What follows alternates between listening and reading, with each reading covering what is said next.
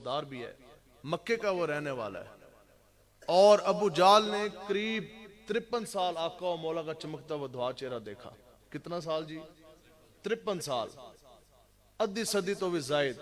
ابو جال نے قریب 53 سال آقا و مولا کا چمکتا ہوا دعا چہرہ دیکھا, لیکن اندروں گندا سی نا, لیکن پھر بھی گندا دا گندا ہی رہا, مشرک کا مشرک ہی رہا, وہ کافر کا کافر ہی رہا. لیکن بتاؤ کہ آخر بات تو ہے کہ جب اندر صاف ہو نا تو پھر رنگ سیاہ ہے, نام بلال ہے, رہنے حبشے کے رہنے والے, نہ مکہ کے رہنے والے, نہ مدینہ کے رہنے والے. لیکن جب اندر صاف سی تو پھر چلتے زمین کے اوپر تھے, اور ان کی قدموں کی آہٹ آقا و مولا نے خود جنت کے اندر سماعت فرمائی تھی. کوئی سمجھ آئی ہے جی تقابل؟ ایک ہے ابو جہل قریش اور مکے کا رہنے والا, اتنا بڑا سردار ہے, لوگ اپنے جرگے دے فیصلے اس تو آگے کرواندے سن, لیکن اس کی آکڑ تھی, اس کا اندر گندا تھا. تو مولانا روم صاحب رحمۃ اللہ تعالیٰ علیہ نے یہاں قلم اٹھایا. آپ فرماندے نے کہ جس بندے کی فطرت گندی ہو جائے نا, جو بندہ اندر سے گندا ہو جائے, تو وہ نبیوں کا زمانہ پاک کی بھی وہ سیدھی راہ پہ نہیں آتا. اور یہاں ہی پیر مہر علی شاہ صاحب نے ملفوظات مہریہ میں ایک جملہ لکھا ہے بڑا کمال.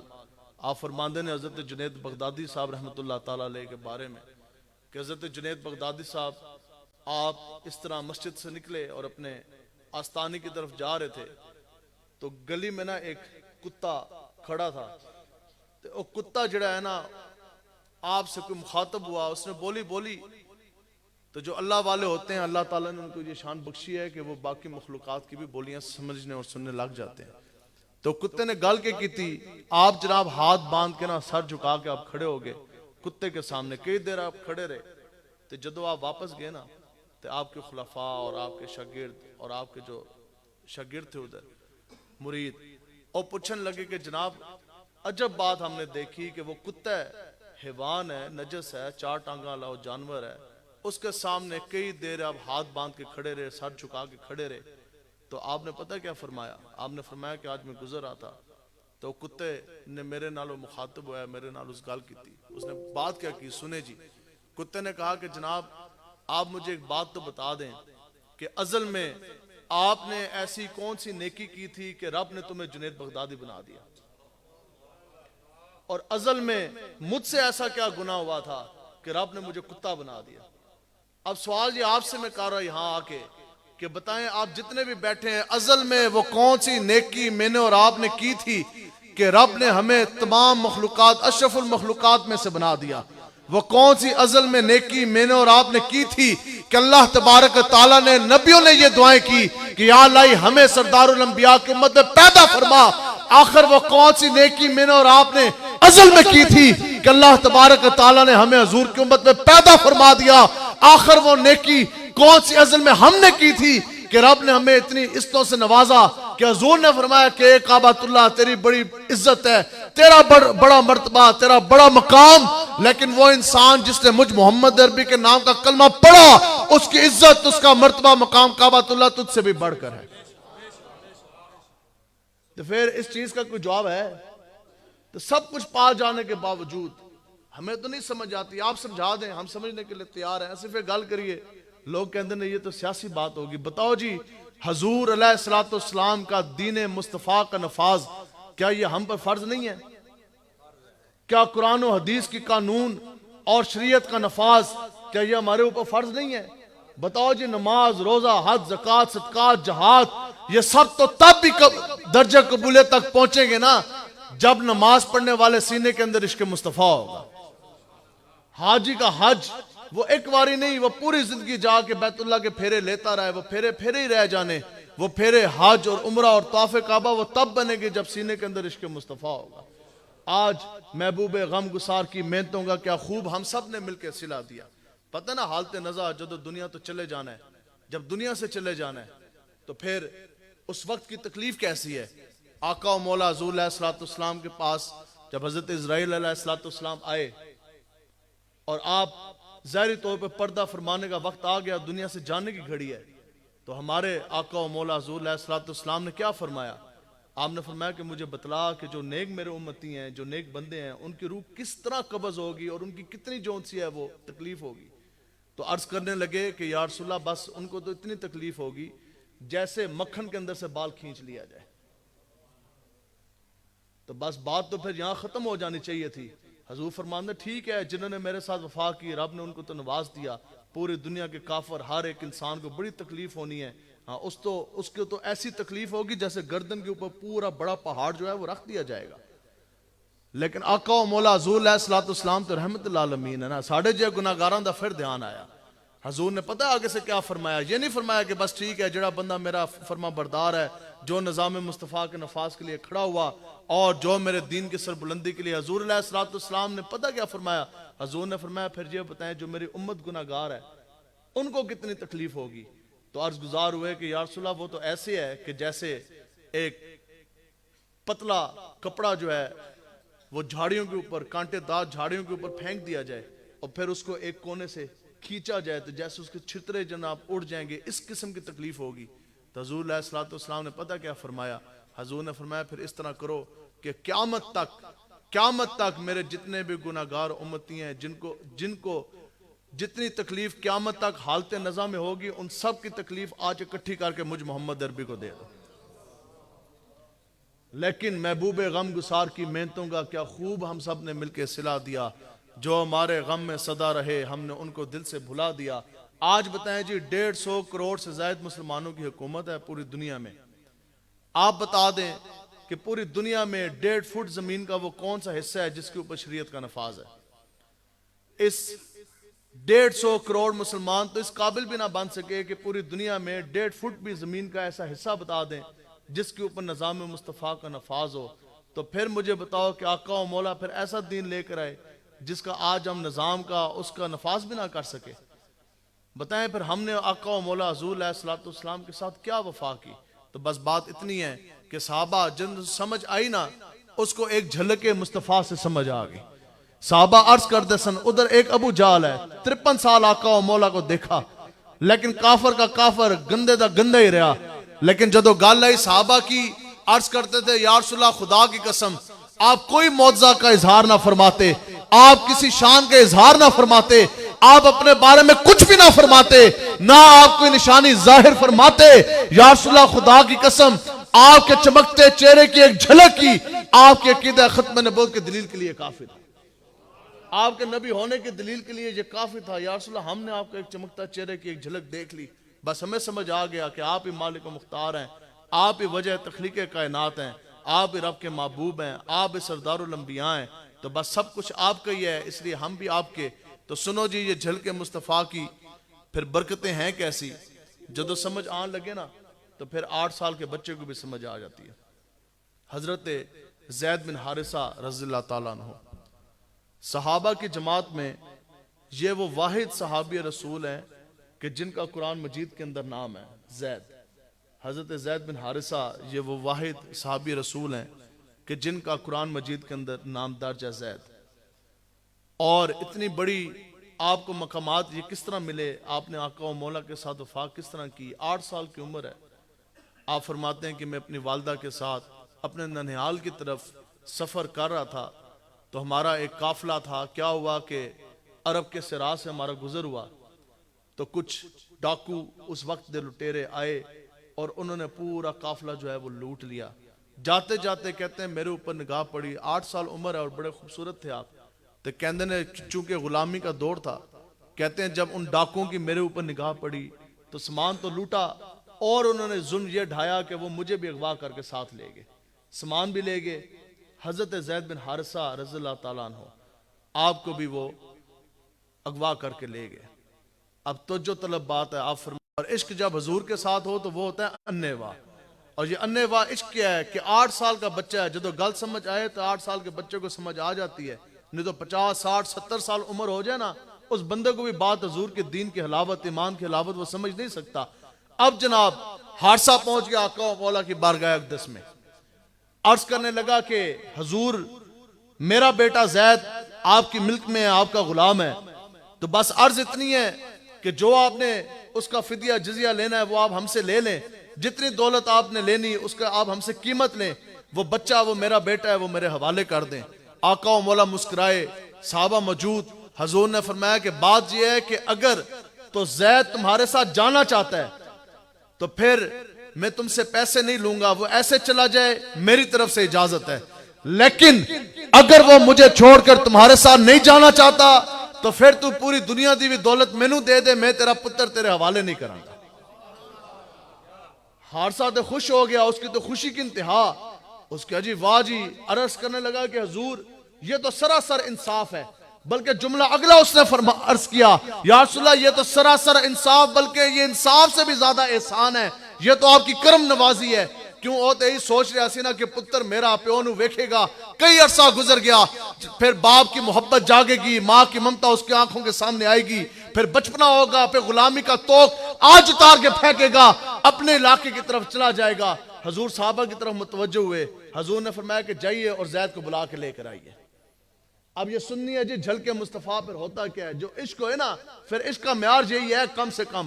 اب وہ زید بن حارثہ جیسے وہ آقا و مولا کی بارگاہ اقدس میں داخل ہونے لگے نا، وہاں سے دور سے چل کے آ رہے، ان کی نگاہ پڑی باپ زید کے چہرے کے اوپر، باپ حارثہ کے چہرے کے اوپر، ایک نگاہ پڑی اپنے چچا کعب کے چہرے کے اوپر۔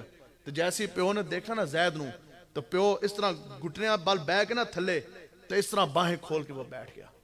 صحابہ کہتے ہیں کہ اب ہم دیکھ رہے، تو کہندے نے اسی وہی سوچا سی کہ پیو کو دیکھے گا، اور حضرت زید بن حارثہ اپنے باپ کو اتنے عرصے بعد دیکھیں گے، جدائی فراق کے بعد، اور ملاقات کا کوئی سوچا بھی نہیں تھا، تصور بھی نہیں تھا۔ اب وہ غلامی کی زندگی سے چھٹکارا پائیں گے، بھاگتے ہوئے آئیں گے۔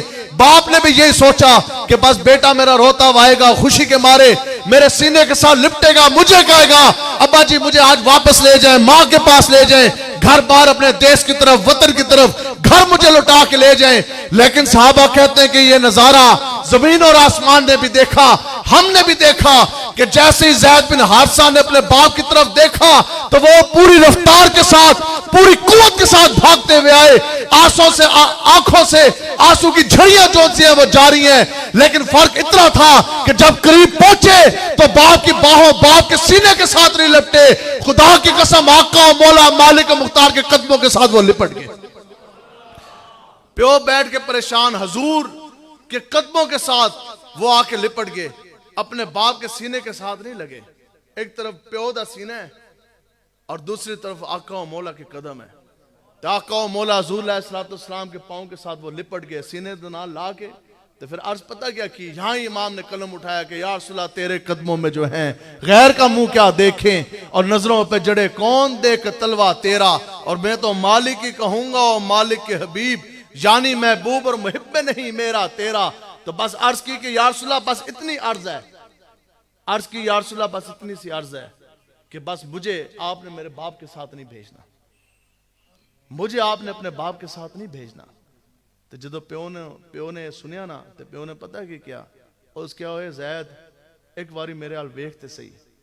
تو پھر امام نے قلم اٹھا دیا، پھر وہ کہنے لگیا کہ زید یار میں تیرا پیو ہاں، تیری ماں تیرے انتظار کر لی تے، چل تیری بچپن دی زندگی ہے، پوری زندگی غلامی دا توق سجا کے گلے چ رہے گا، اتھے تو غلام بن کے رہے گا، چل چلیے اپنے وطن واپس جائیے، اپنے گھر واپس جائیے۔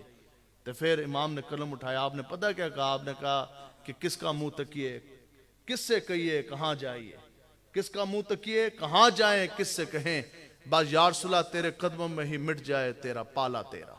یا رسول اللہ تسی جے پالے آئے تھے، بس میری تو آرزو یہی ہے کہ میں آپ کے قدموں میں جون سا ہے وہ مٹ جاؤں۔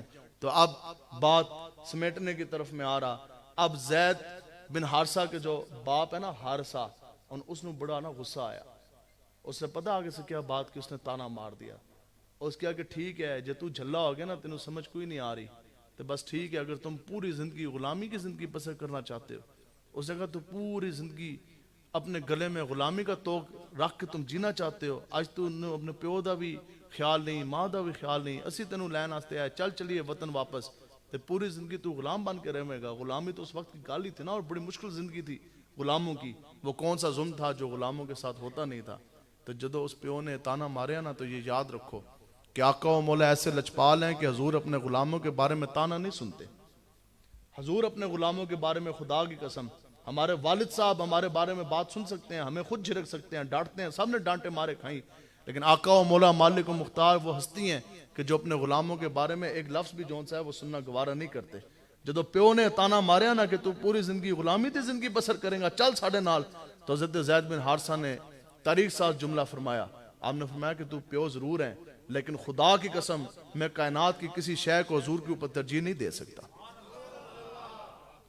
حضور کے اوپر میں ترجیح نہیں دے سکتا۔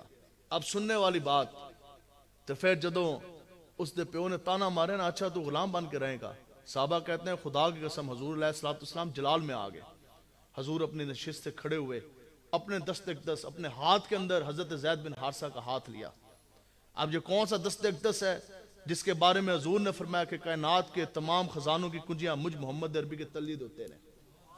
اب یہ وہ کون سی ہستی ہے جو نبیوں کے بھی امام ہیں، نبیوں کے بھی سردار ہیں، جو وجہ تخلیق کائنات ہیں، جو کائنات کے ایک ایک ذرے کے وارث ہیں، جو جنت کے بھی مالک ہیں، جو دنیا کے بھی مالک ہیں، جو سارے رحمتوں کی بھی مالک ہیں، جو وجہ تخلیق کائنات ہیں، نبیوں کے بھی امام ہیں، سردار الانبیاء ہیں، اور ختم نبوت کا تاج آپ کے سر سجا، اتنی بڑی ہستی۔ سنو جی، جدو تانا مارے نا پیو نے، صحابہ فرماتے ہیں پھر ہم نے دیکھا کہ حضور علیہ السلام کھڑے ہوئے، آقا و مولا نے اپنے دست اقدس کے اندر زید بن حارثہ کا ہاتھ لیا، صحابہ کو حکم فرمایا کہ اٹھو اور جاؤ مکہ کی وادی کی طرف، چلو کعبے کی طرف، آج یہ اعلان کر دو کہ پورا اہل مکہ، پورا اہل قریش کو اکٹھا کر دو۔ کیوں کہ میں محمد عربی سب سے مخاطب ہونا چاہتا، ساروں کے سامنے میں یہ اعلان کرنا چاہتا۔ سنو جی، حضرت زید بن حارثہ 8 سال کی عمر، آقا و مولا کے ساتھ جب وفا کی، حضور نے کیسا نوازا۔ صحابہ کہتے ہیں خدا کی قسم آقا و مولا جب پورے مجمع کے سامنے گئے، حضور نے فرمایا کہ اہل دنیا، اے اہل قریش، اہل مکہ، سنو کہ یہ زید بن حارثہ آج کے بعد میرے محمد عربی نے اس کو آزاد بھی کر دیا اور اس کو میں نے اپنا بیٹا بھی بنا لیا۔ حضرت زید بن حارثہ نے کتنی سے وفا کی، اور آقا و مولا حضور علیہ السلام نے کیا فرمایا۔ اب یہاں یہ بات ہے، جس بندے دی 10 مرلے یا کنال دے اتے بھی کوٹھی ہے نا، اس کی آپ جتنی مرضی خدمت کریں وہ تانوں کدے پتر نہیں بنائے گا۔ اسی طرح کلہ کہار میں چوا سیدن شاہ اور چکوال یا کہیں بھی کسی کی ایک دکان بھی ہے، کوئی ایک مربع بھی ہے، کوئی تھوڑی جی زرعی زمین بھی ہے، کوئی مال ڈنگر بھی ہے، اس دی تسی جتنی مرضی خدمت کر لو، وہ کبھی بھی آپ کو اپنا وارث نہیں بنائے گا، کبھی بھی وہ آپ کو اپنا بیٹا نہیں بنائے گا۔ تو آخر یہ ہے وہ سرکار کا در ہے در شاہ تو نہیں، جو مانگ لیا اور بھی کچھ مانگ، اور دے سکتے ہیں کیا کہ کچھ وہ دے نہیں سکتے، کم ظرف نہ بن ہاتھ پھڑا اب اور بھی کچھ مانگ، اور جھولی ہی میری تنگ تھی کیا مانگتا ان سے، وہ تو کہتے رہے مانگ ذرا اور بھی کچھ مانگ، اور واقعہ جود و کرم ہے شہ بتہا تیرا، نہیں سنتا ہی نہیں مانگنے والا تیرا، اور دھارے چلتے ہیں عطا کے وہ ہیں قطرہ تیرا، اور تارے کھلتے ہیں سخا کے وہ ہیں ذرہ تیرا۔ آپ نے یہ سوچا بھی نہیں تھا حضرت زید بن حارثہ نے، اور پھر کئی عرصے تک حضرت زید بن حارثہ کو حارثہ کا بیٹا نہیں بلکہ زید بن محمد کہا جاتا تھا۔ اور آپ نے پھر اعزاز کیسا پایا، حضور علیہ السلام کے ساتھ وفا کی، حضور کے ساتھ عشق کیا، ایک دیدار مصطفیٰ کے اوپر، جھلکے مصطفیٰ کے اوپر اپنے ماں باپ اور سب کچھ آپ نے قربان کر دیا، بچپنا قربان کر دیا۔ تو حضور نے پھر آپ کو کیسا نوازا۔ حضور علیہ السلام رب کے محبوب ہیں، حضور علیہ السلام رب کے محبوب ہیں، اور کئی صحابہ کو آقا و مولا نے بارگاہ اقدس سے خود اپنی زبان اقدس سے ان کو القابات سے نوازا۔ سنیں جی، حضرت زید بن حارثہ کا جو لقب ہے نا، جس نام سے آپ مشہور ہیں، آپ کا لقب ہے حب النبی، جس کا معنی، جس کا ترجمہ یہ بنتا ہے کہ آپ حضور کی محبت ہیں، آپ حضور کے محبوب ہیں، رب کے محبوب حضور کے محبوب حضرت زید بن حارثہ۔ تو پھر دسو جب بندہ حضور دا محبوب بن جاتے، پھر آپ خود اپنے بارے میں فرماتے ہیں، یہ وہ بات ہے جدو تسی دین آستے چلو گے نا، پھر دین کانٹ نہیں لگن دے گا۔ آپ فرماتے ہیں کہ ایک مرتبہ میں ایک سفر پہ جا رہا، اور کیا ہوا کہ میرے ساتھ ایک منافق میرے ساتھ چل دیا، تے اسی تھک گئے سفر کردے کردے، جدو رات دی تاریکی آئی نا، اندھیرا چھان لگیا، وہ منافق کہنے لگا کہ یہ سامنے کھنڈر ہے، کیوں نہ اس کے اندر آرام کر لیا جائے۔ تو کہتے ہیں کہ میں بھی اندر داخل ہو گیا، اور وہ منافق جو ہے وہ بھی میرے ساتھ داخل ہو گیا، پوری دن کی تھکاوٹ تھی سفر کی۔ کہتے ہیں میں تو جیسے اندر داخل ہوا لیٹا تو سو گیا، بلا خوف تھے، آپ کو خوف تو تھا کوئی نہیں، کہتے ہیں میں تو سو گیا۔ کہتے ہیں کہ مینوں نہ کچھ تھوڑی دیر بعد جسم تے نا کوئی الجھن جس طرح محسوس ہوئی، تو تھکے ہوئے ایسا بڑا پکا میں ستیا سا۔ کہتے ہیں جیسی میری آنکھ کھلی تو میرے ہاتھ جون سے ہیں اور پاؤں، پورا جسم نا موٹے رسے کے ساتھ بڑی مضبوطی کے ساتھ بندھا ہوا۔ تو وہی جو میرا ہم سفر تھا، منافق سی، پہچان نہ سکے، کہتے ہیں اوہی نا اس طرح تلوار لے کے میرے اتنے کھلوتا سی۔ تو میں اس نے کیا میں کہہ رہا تو تے میرا ہم سفر سی تو تے میرا دوست تھا تو یہ کیا وجہ ہوئی کہ تم منو شہید کرن لگے ہیں قتل کرن لگے ہیں تو تیری آخر میرے ساتھ دشمنی کیا ہے؟ تو اس منافق نے پتہ کیا کہا اس کہا میں تینوں جاندا نہیں ہاں مجھے صرف اتنا پتہ ہے کہ تیرا لقب ہے حب النبی تو ہے حضور کی محبت تو ہے حضور کا عشق تو مجھے ہے حضور کے ساتھ بڑی دشمنی تو میں نے اس دشمنی کی اور عداوت کی جو بغض مصطفیٰ جو میرے دل کے اندر ہے اب میں بڑے عرصے سے سوچ رہا تھا کہ میں وہ اپنی دل کی ابراز کس طرح نکالوں حضور سے دشمنی کا صلہ حضور سے دشمنی کا بدلہ میں کس طرح لوں تو کہندے نے کہ آج میری تو آڑے تے نگاہ پہ گئی میں کیا آج بڑا موقع ہے کہ جو حضور کی محبت ہے آج اس کو شہید کر دیا جائے تو حضور کی دشمنی جو سی ہے وہ میں نبھا لوں گا اور اپنے دل کی ابراز میں نکال دوں گا کہندے نے کہ بس اتنی کہنے کی دیر تھی کہندے نے میں ایک صدا دیتی یا رحمان آغثنی یا اللہ میری مدد فرما اب جو ہو رب کے محبوب کا محبوب جو ہو حب النبی آپ فرماندے نے کہ ابھی اس کی تلوار نیچے آنے کو تھی کہتے ہیں خدا کی قسم میں نے دیکھا کہ ایک بڑا ہی سونا شاہ سوار گھوڑے کی پشت پر سوار ہو کے آیا اتنی تیز رفتار بجلی کی رفتار سے آیا آتے ساتھ اس نے نیزہ اس منافق کے سینے کے اندر کہتے ہیں منافق ٹھنڈا ٹھار ہو گیا مر گیا اب اکثر بچے کھیلتے ہیں نا تو رسیوں میں ایک دوسرے کو باندھ دیتے ہیں کہتے ہیں وہ جہاں شاہ سوار ہے ایسی نا اور میں نے نا بڑے پیار کے ساتھ وہ میری رسیاں کھولنے لگ گیا اب شاہ سوار ہے اس نے ایک رسی کھولی دوسری رسی کھولی تو میں نے نا آہستہ آہستہ کھول کے کہہ رہے ہیں کہ آپ نے مجھے پہچانا ہے آپ نے کبھی مجھے دیکھا ہے تو حضرت زید بن حارثہ فرمانے لگے کہ میں نے آپ کو نہیں دیکھا تو کہتے ہیں اس طرح نا بڑے پیار کے ساتھ رسیاں کھول رہے ہیں تو رسی کھولتے کھولتے فرماتے ہیں کہتے ہیں میں جبریل ہوں رب نے آسمانوں سے آپ کی مدد کے لیے بھیجا ہے تو آیا نہ درتے کیوں بد نصیبہ ہزارہ رنگاں بج رنگیں دے محمد کوئی سمجھ رہے ہیں جی آپ ہماری بات اب سنیں جی قرآن کی نص ہے وہ کون تھے یہ بات ہے نسبتوں والی اگر آپ نظام مصطفیٰ کے ساتھ نہیں کھڑے ہوتے کسی اور گندے نظام کے ساتھ کھڑے ہوتے ہیں سیکولر نظام ہے یہ سیکولر نظام ہے کیا آج ملک Pakistan Islamic republic of Pakistan جس کو کہتے ہیں اسلامی جمہوریہ پاکستان آپ ہمارے بزرگ بیٹھے ہیں کوئی بات آپ کو کچھ سمجھ نہ آ رہی ہو تو آپ نے اسی وقت مجھ سے سوال کر لینا ہے آج ملک پاکستان کے اندر کیا اسلامی نظام حکومت کا قیام ہے بتائیں جی بولیں جی سارے کیا شریعت کا نفاذ ہے تے بنیاد ملک پاکستان ہے سی اسلامی نظام حکومت آستے خلافت راشدہ کی حکومت کے لیے لیکن بات وہی ہے کہ آج ملک پاکستان میں سیکولر نظام ہے اب یہ سیکولر نظام ہے کیا سیکولر نظام ہے یہ وہ نظام ہے سیکولر نظام زندگی لائف سٹائل یہ وہ ہے کہ جس کے اندر تمام ریاستی ادارے تمام حکومتی مشینری اور تمام انتظامی امور معاشرتی امور حکومتی امور وہ سب کے سب جو ہے وہ عقل کے تابع کر دیے جاتے ہیں اور اس کے اندر دینی مذہبی مداخلت جو ہے وہ نہیں کرنے دی جاتی سمجھ رہے ہیں بات سیکولر نظام زندگی سیکولر نظام کیا ہے کہ جو نظام خود بخود چلے گا انسانی عقل کے تابع ہوگا وہ رب کے حکم کے تابع نہیں ہوگا اور اس کی شرط یہ ہے کہ اس کو کبھی بھی اسلامی نظام دین کی مداخلت اس کے اندر نہیں آنے دی جائے گی اب جو بڑا ٹھنڈا نظام ہے سیکولر ٹھنڈا نظام سے مراد تسی شادی کرو اور آپ ناچ گانا کریں وہ نظام حرکت میں نہیں آئے گا سمجھ رہے ہیں بات آپ سرعام شراب نوشی کی محفل سجا لیں وہ نظام حرکت میں نہیں آئے گا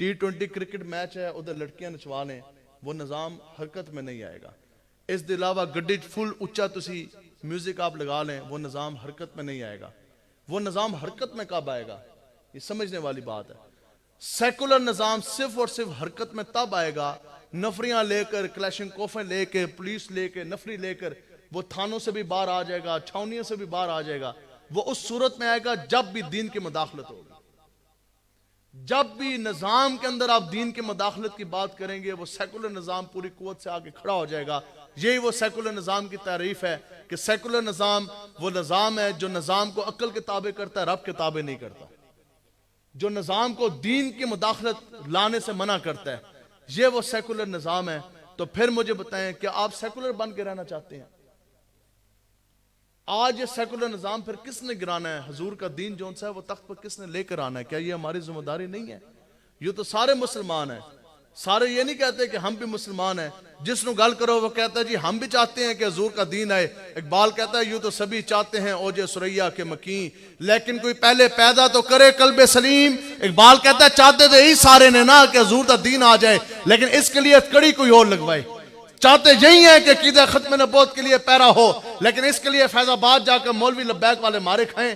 چاہتے تو سب یہی ہیں کہ خلافت راشدہ کا طرز حکومت آ جائے، لیکن اس کے لیے 4 شیڈول مولوی کٹوائیں، مارے ہم کھائیں، بیوی بچوں کے جناب ان سے دوریاں ہم برداشت کریں، بوڑھے ماں باپ کو چھوڑ کر ہم جائیں. ہم تو کل بھی کر رہے تھے، آج بھی کریں گے انشاءاللہ. قیامت والی تک ہماری اولادیں بھی اس راہ عظیمت پہ رہیں گی، کیونکہ یا رسول اللہ کروں تیرے نام پہ جا فدا، نہ بس ایک جہاں دو جہاں فدا، دو جہاں سے بھی نہ جی برا، کروں کیا کروڑوں جہاں نہیں. لیکن اقبال کے اندر جے تو چاہتا نا کہ تیرا بھی نا حضور دے عاشقیں آ جائے، مرنا تے ہے نا زندگی ایک باری، بالکل اسی طرح موت بھی ایک مرتبہ. لیکن اگر موت حضور کے نام پر آ جائے تو اس سے بڑی ہمارے لیے اور کون سی سعادت ہے؟ اس سے بڑی کوئی سعادت ہے کہ نہیں ہے؟ تو یہ یاد رکھو اقبال یہ کس کے عشق کا فیض عام ہے. رومی فنا ہوا بلال حبشی کو دوام ہے. بڑے بڑے رومی جرنیل جن کی سلطنت کے اندر سورج ڈوبتے نہیں تھے آج ان کے نام سے واقف نہیں. علماء کرام کی یہاں جماعت کثیر آپ بیٹھے ہیں، آپ لوگ بھی اہل علم اور اہل مطالعہ ہیں. بتائیں جی کوئی بندہ کھڑے ہو کے 3 رومی جرنیلوں کے مجھے نام بتا دے. یہ وہ لوگ ہیں کہ جن کی سلطنت کے اندر سورج ڈوبتا نہیں تھا، آپ نے دیکھا نہیں. قمر باجوے کے نام سے سارے جانتے ہیں جی، ہاتھ کھڑا کریں کس کس کو پتا قمر باجوہ کون تھا؟ تسی نہیں، تو نہیں پتا یا ٹھنڈ لگ رہی ہے؟ آرمی چیف گزرا ہے نا، آرمی چیف گزرا ہے قمر باجوہ، ابھی ریٹائر ہوا. تے پروٹوکول دے نال اس کی جاتے ہوئے آپ نے سرمنی دیکھی. مسئلہ سمجھانا مقصود ہے تو جو تے بڑے پروٹوکول کے ساتھ وہ دنیا سے وہ اپنی عہدے سے جو پوری ایک سرمنی ہوتی ہے اس نے وہ سٹک جو ہے وہ نئے جنرل جو بنے ہیں شاہ صاحب اس کے حوالے کی. اس کی تقریر کا ایک جملہ ہے وہ اس وقت بھی میں نے سنا تو پورا نا وہ مجھے وہ بات سمجھ آ گئی. اس کی تقریر کا جملہ آج بھی نیٹ سے نکالنے. اس نے ایک لفظ بولا پوری دنیا دے اندر نہ ہے، پوری دنیا کی سب سے مضبوط ترین پاکستان کی فوج ہے، 9 لاکھ جوان سپاہی تیرے کول، بڑے بڑے ایٹم بم تمہارے پاس اور جہاز تمہارے پاس، اور پورے ملک کی حکمرانی تم نے کی. کتنے سال تو جناب آرمی چیف بھی رہے ہیں. تو جاتے ہوئے اس نے پتہ جملہ کیا فرمایا؟ کیا اس نے کہا؟ اس نے کہا کہ اب آج کے بعد میں گمنامی کی زندگی گزارنے جا رہا ہوں. جس نے وہ سرمنی آپ میں سے دیکھی ہے نہیں تو آپ صبح دیکھ لیں، یہ اس کے لفظ ہیں کہ آج کے بعد میں گمنامی کی زندگی گزارنے جا رہا ہوں. ہم نے کہا کیوں؟ آپ تو اتنی بڑی فوج کے سربراہ رہے، سارے اختیار آپ کے پاس، کندھے تو آپ کے جناب پھولوں سے اتنے بھرے تھے، میڈل تو جناب گننے کو کوئی نہیں آتے تھے، اور اتنی بڑی بادشاہت آپ کے پاس رہی، تو آپ گمنامی کی زندگی کیوں گزارنے جا رہے ہیں؟ آپ کا نام لیوا واقعی کوئی نہیں ہے اور آپ کو آج پہچانتا بھی کوئی نہیں ہے اور آپ ہمیشہ کے لیے گمنام ہوگے. لیکن آخر کوئی بات تو ہے کہ جہاں جی ایچ کیو میں کھڑے ہو کے اس نے یہ کہا کہ میں گمنامی کی زندگی گزارنے جا رہا ہوں، اس سے کچھ کلومیٹر دور ایک کوسار مارکیٹ ہے جہاں 5ویں گریڈ کا کانسٹیبل ممتاز قادری تھا جس کی تنخواہ 15,000 نہیں تھی.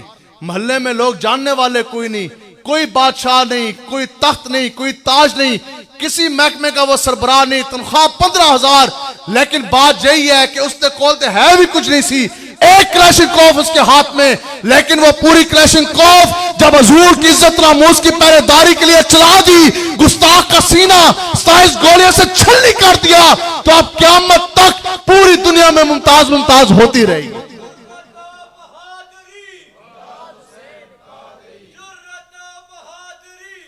یہ وجہ کیا ہے کہ کی دسو جی اتنا سب کچھ پا جان دے باوجود گمنام ہو گیا، گمنامی کی زندگی گزار ہے. تو ممتاز قادری جس کا نام و نشان مٹانے کی کوشش کی گئی، پھانسی پہ چڑھا دیا گیا، آج منو مٹی کے نیچے اپنی قبر کے اندر ہیں وہ، لیکن پوری دنیا میں ممتاز ممتاز ہو رہی ہے کہ نہیں ہو رہی؟ تو وجہ یہی ہے کہ کی محمد سے فاتون نے تو ہم تیرے ہیں، یہ جہاں چیز ہے کیا لوح و قلم تیرے ہیں. بس بات آخری اور ختم. وہ کون تھے؟ قرآن کی نص ہے جی، اصحاب کہف. آپ نے سنا ہوگا. آج لوگ کہتے ہیں جناب ہم دنیا سے رشتہ توڑ دیں تو پھر ہمارا گزارا کس طرح ہوگا؟ ہم تو یہی کہتے ہیں کہ آج دنیا سے رشتہ ناتا توڑو، حضور کے ساتھ رشتہ جوڑو.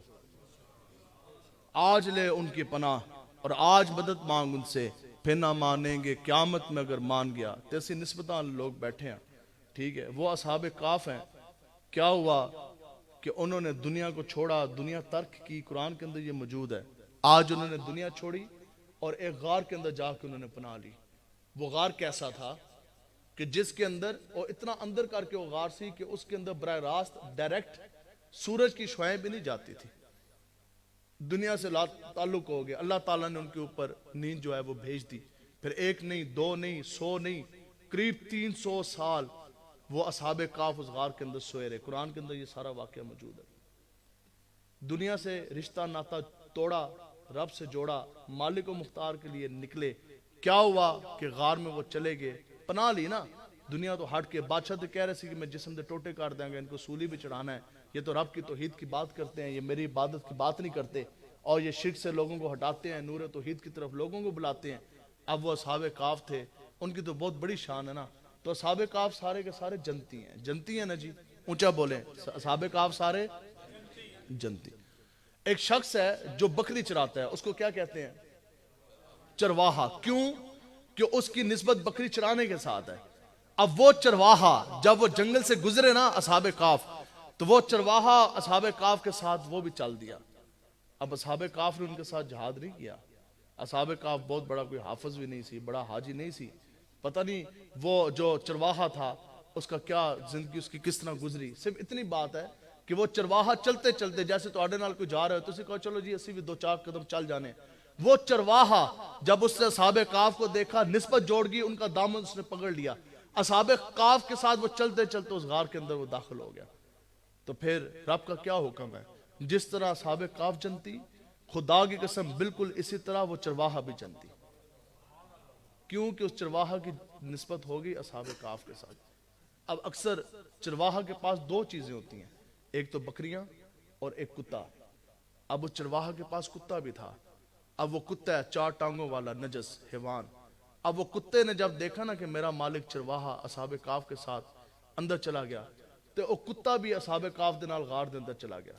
اب اس کتے کو نسبت ہو گئی کس کے ساتھ؟ اصحاب کاف کے ساتھ. کس کے ساتھ؟ تو پھر وہ کتا بھی، اس کی جنتی ہونے کا انکار نہیں آپ کر سکتے. ہاں، اور کتا بھی جنتی. تو اگلی بات جو صابری صاحب کہہ رہے سن، اے اور او نقطہ آ گیا. بتاؤ جی، کتا ہو، نجس ہو، حیوان ہو، 4 ٹنگا والا، بھو بھو کرن والا، اس کی نسبت اصحاب کاف کے ساتھ ہو، تو وہ خدا کی قسم جنتی ہو جائے. تو جس مسلمان کی نسبت اصحاب مصطفیٰ کے ساتھ ہو جائے، کتے کی نسبت اصحاب کاف کے ساتھ، وہ جنتی ہو گیا. تو مسلمان دی نسبت اصحاب مصطفیٰ کے ساتھ ہو، ابو بکر صدیق کا بھی وہ نوکر ہو، حضرت فاروق اعظم کا، عثمان غنی کا، حیدر کرار کا، تو پھر بتاؤ کہ جنت کے اندر اس کو اللہ تبارک تعالیٰ کتنا بلند مقام دے گا. تو پھر وہ گل ہے آخری کہ مالک کنڈ نہیں لگن دیں دے. مالک آپ کو کبھی بھی نہیں بے آسرا چھوڑیں گے. آپ نے دیکھا نہیں کہ وہ نعیم الحق جس نے پوری زندگی کا سرمایہ، پوری زندگی، یہ نہیں ہے کہ کسی پارٹی کو ہم کو نشانہ بنا رہے ہیں، آپ کی تربیت کے لیے کسی کی بھی آپ بات کر سکتے ہیں. ایسے ذہن میں بات آ گئی، پوری زندگی اس نے عمران خان کے نام کی. پوری زندگی عمران خان کے اس نے نام کی. پیسہ بھی لگا دیا، نہ دن دیکھا نہ رات دیکھی، جیلیں اس نے کاٹی. تو جدوں مریا تو عمران خان اس دا جنازہ پڑھنے واسطے بھی نہیں آیا. عمران خان کے پاس اس وقت حکومتی سہولیات موجود تھی، اور اس سے 2 دن پہلے اس کے ساتھ بیٹھا تھا. اس کے پاس ہیلی کاپٹر بھی تھا، اس کے پاس جدید قسم کی گاڑیاں بھی تھی. تو بالکل ادھے گھنٹے دے اندر وہ پہنچ سکتا سی. تو عمران خان اس دا جنازہ پڑھنے واسطے نہیں آیا. تو جنہ مالکان دا اسی کام کر رہے ہیں، اسی تے قبر میں بھی چلے جائیں. قبر میں جب سرکار آئیں تو میں ان کے قدموں میں گروں، اور فرشتے گر قدموں سے اٹھائیں تو میں ان سے یہ کہوں کہ پائے مصطفیٰ سے میں کیوں کر اٹھوں، مر کے پہنچا ہوں یہاں اس دل ربا کے واسطے.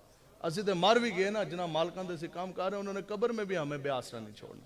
تو بس یہ اصحاب کاف ہیں، ایک ان کے ساتھ چرواہا، ایک ان کے ساتھ کتا. کوئی بزرگ اگر بیمار ہو جائیں، ساڑھے علاقے کہندے نے جیل میں کہ فلاں بندہ منجی لگ گیا، چرپائی لگ گیا، وہ ہل نہیں سکتا، وہ پوری زندگی اس طرح چرپائی پہ وہ لیٹا ہے، بیمار ہے.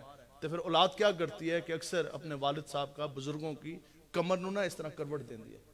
کروٹ دے کے تو پھر کمر اس طرح مل دینے کے خون گردش کرے. بزرگوں کی کمر جو ہے وہ گل نہ جائے، خراب نہ ہو جائے، ٹھیک ہے. تو خون گردش دین دینے کروٹ بڑے پیار سے ان کو کروٹ دیتے ہیں جی. اسی طرح ہی ہے کہ کنڈ جڑی ہے وہ لڑ نہ جائے، وہ گل نہ جائے، خون گردش کر دینے جا، پٹھے نے تکلیف ہو رہی ہوگی، چلو والد صاحب نے ذرا کمر دی مالش کریے۔ اب یہ 300 سال وہ اصحاب کہف چرواہا اور وہ کتا وہ اس غار میں رہے، لیکن مالک کنڈ نہیں لگن دیں دے۔ ہر 6 مہینے کے بعد اللہ تبارک و تعالیٰ کے حکم کے اوپر اصحاب کہف کو جون سی ہے وہ کروٹیں دی جاتی تھی، حتیٰ کہ اگر ان کو کروٹ نہ بھی دی جاتی تو پھر بھی ان کی کمر جون سی ہے وہ گلنی نہیں تھی، لیکن یہ مسئلہ قیامت تک کے مسلمانوں کو بتلانا مقصود تھا کہ جو مالک کے ساتھ وفاق کرنے پھر مالک اس دی کنڈ لگن نہیں دیں دے۔ تو یہ تو بندے ہیں، یہ تو اصحاب کہف ہیں، ساتھ وہ چرواہ ہے۔ خدا کی قسم جو کتا تھا نا، کتا جب کتا بھی مالک دے در تے چلا جائے نا، تو جس طرح رب کے حکم پر اصحاب کہف اور چرواہا کو کروٹ دی جاتی تھی، اسی طرح ہر 6 مہینے کے بعد اس کتے نے بھی کروٹ دیتی جاتی تھی۔ تو بس اللہ تبارک و تعالیٰ سے یہ دعا ہے کہ بس آج بڑی ہوگی، اسی سارے گناہگار ہیں۔ ہاں یہ نہیں ہے کہ ہم میں سے کوئی گناہگار نہیں ہے، کوئی خطا کار نہیں ہے، لیکن سب کچھ ہو جانے کے باوجود آج پکی اور سچی توبہ کر اٹھیں، آج در مصطفیٰ کی طرف چلیں گے نا جی انشاءاللہ۔ بس یہ وعدہ کریں کہ اپنے اولادوں کو دین کی طرف لے کر آئیں گے، لائیں گے جی انشاءاللہ۔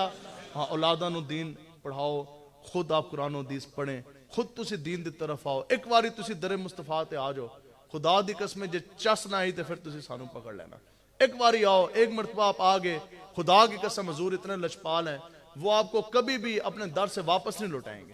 تسی جتنے مرضی گناہگار ہو، سیاہ کار ہو، ایک واری تسی در مصطفیٰ تے آؤ، حضور آپ کو کبھی بھی واپس جون سے ہیں وہ نہیں لوٹائیں گے۔ اور ایک اور وعدہ کریں، آج آپ کے پاس پیسہ ہے، آپ کے پاس گھر ہے، آج آپ کے پاس اللہ تعالیٰ نے آپ کو سب کچھ نوازا، تو یہ سب کچھ حضور کے نالین کا صدقہ ہے، حضور کی در کی خیرات ہے۔ وعدہ کریں کہ آج کے بعد اگر آپ کا پیسہ جیب سے نکلے گا، پیسہ لگے گا، تو وہ دین اسلام کی سربلندی کے لیے لگے گا۔ وعدہ ہے جی، ہاں اے بھی وعدہ کر لو، سانو نہیں دینا، اے نہیں سمجھنا کہ اسی کو اپنے چندے دی اپیل کر رہے ہیں، نہیں، ٹھیک ہے۔ آج کے بعد جب بھی پیسہ نکلے گا وہ آپ مساجد کے اوپر لگائیں، مدارس کے اوپر لگائیں، وہ جو بچے جو دین کی تعلیم حاصل کر رہے ہیں آپ اس کے اوپر لگائیں۔ تو بس انشاءاللہ تحریک لبیک یا رسول اللہ کا آپ نے ساتھ دینا ہے، اور انشاءاللہ وہ دن دور نہیں ہے۔ یہ قرآن کے ناس سے اللہ تعالیٰ فرماتا ہے کہ اگر تم ایمان لے کر آئے اور تم نے صالح کام کیے، اگر تم زہد اور تقوی کے اندر تم رہے، اگر گناہ کبیرہ کے تم مرتکب نہ ہوئے، تو یہاں تاکید کا صیغہ ہے، اللہ تعالیٰ کا قرآن ہے، رب نے پھر وعدہ فرمایا، رب فرماتا ہے پھر رب تمہیں ضرور بالضرور تمہیں دنیا کے اندر خلافت عطا فرمائے گا، اور بالکل ایسے ہی فرمائے گا جیسے تم سے پہلے لوگوں کو عطا کی گئی، ایسے ہی فرمائے گا جیسے حضرت ابوبکر صدیق کو دی گئی، جیسے حضرت فاروق اعظم کو دی گئی، جیسے حضرت داؤد علیہ السلام کو پوری دنیا کی خلافت دی گئی۔ تو وہ وقت انشاءاللہ وہ دور نہیں ہے کہ جب حضور کا دین انشاءاللہ پوری دنیا میں غالب ہونے کو آ رہا ہے، لیکن اس کے لیے ہمیں اٹھنا پڑے گا۔ تو انشاءاللہ اٹھنے کے لیے تیار ہیں انشاءاللہ۔ اللہ تبارک و تعالیٰ سے دعا ہے کہ اللہ تعالیٰ آپ سب کے سینے عشق مصطفیٰ سے بھر دے، اسلام پہ زندگی اور ایمان پر خاتمہ عطا فرمائے۔ دعا فرمائیے، چلو دعا کرو۔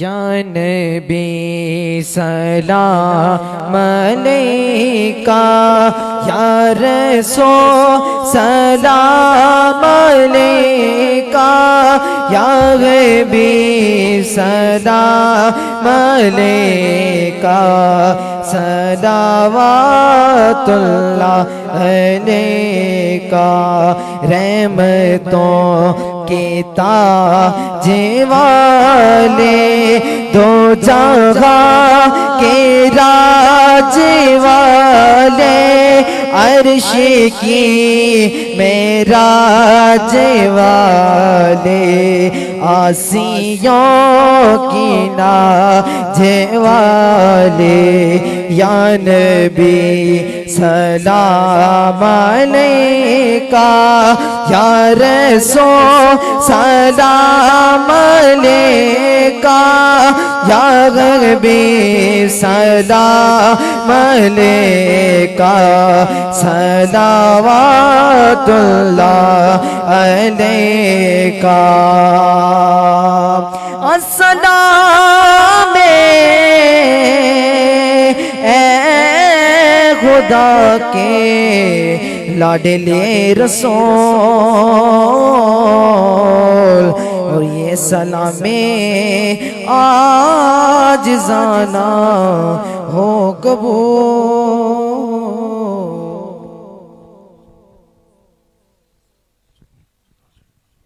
आमीन। अल्लाहुम्मा सल्ली अला सय्यिदिना मुहम्मद व अला आलि सय्यिदिना मुहम्मद व बारिक वसल्लम वसल्लि अलैहि। या अलैहि सल्लल्लाहु वसल्लम के सदका जलीला से मेरे आपके तमाम के सगरा और किबरा गुनाह माफ़ फरमा। या अल्लाह जितना भी जो भी कलाम पाक पढ़ा गया हज़रत सुल्तान बाऊ साहब रहमतुल्लाह ताला अलैह के बारगाह अक़दस में बतौर सवाब साल सवाब करते हैं। या अल्लाह अपनी पाक को बुलंद बारगाह में कबूल फरमा। या अल्लाह उनके दर्जात में मज़ीद बुलंदियाँ अता फरमा। या अल्लाह उनका फैज़ सुबह क़यामत तक जारी और सारी फरमा। या अल्लाह हम सब को आने वाली ज़िंदगी में हर किस्म के कर्ज मर्ज दुख तकलीफ़ परेशानी बेदीनी बेरारवी बुग़्ज़ हसद कीना रियाकारी गुनाहों से हमेशा के लिए महफूज फरमा। या अल्लाह